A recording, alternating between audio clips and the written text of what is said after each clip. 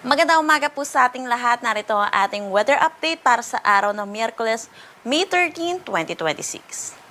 Yung binantayan nating low pressure area sa labas ng ating Philippine Area of Responsibility ay tuluyan na nag-dissipate kagabing 8 p.m.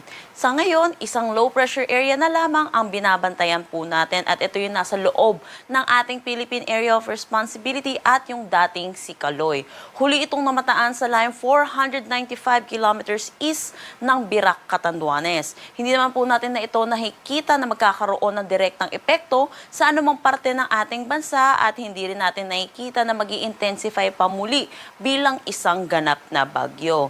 Para sa ating forecast dito sa low pressure area na to, inaasahan natin mananatili ito dito sa may Philippine Sea kung saan nakikita din natin na ito'y magdi-dissipate o malulusaw din between Friday and Saturday.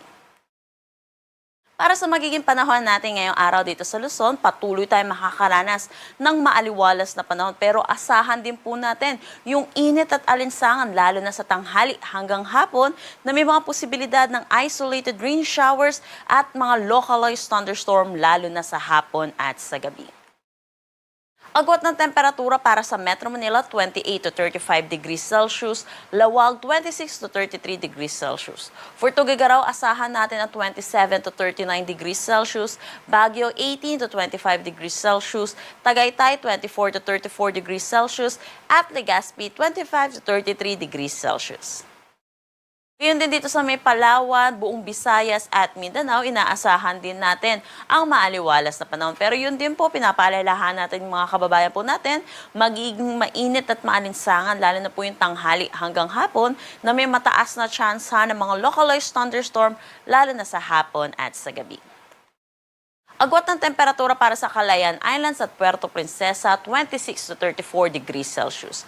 Dito naman sa Iloilo, Tacloban at Cagayan de Oro, 27 to 33 degrees Celsius. For Cebu, 26 to 33 degrees Celsius, Zamboanga, 26 to 34 degrees Celsius, at Davao, 27 to 34 degrees Celsius. Para naman sa ating heat index na nilabas natin kahapon dito sa Metro Manila, nakapagtala tayo ng 41 to 42 degrees Celsius. At ang pinakamataas nating naitala ay 48 degrees Celsius, dito ito sa may Butuan City, Agusan del Norte. Sinundan ng dalawang lugar na may 46 degrees Celsius dito sa may Tuguegarao at Coron, Palawan. Para naman sa ating forecast na heat index ngayong araw, inaasahan natin dito sa Metro Manila, 40 to 42 degrees Celsius at ang pinakamataas natin posibleng maitala ay 45 degrees Celsius dito sa tatlong lugar sa may Etiaga, Isabela, Camiling, Tarlac at Butuan City, Agusan del Norte. Pinapaalalahanan po natin yung mga kababayan po natin, yung matinding exposure po sa init ay may risk po sa ating kalusugan. Kaya iwasan po natin lumabas ng tanghali hanggang hapon. Pero kung hindi po natin may iwasan, ay magdala po tayo ng pananggalang sa init at uminom po tayo ng maraming tubig. Wala naman tayong nakataas na anumang gale warning sa anumang seaboards ng ating bansa.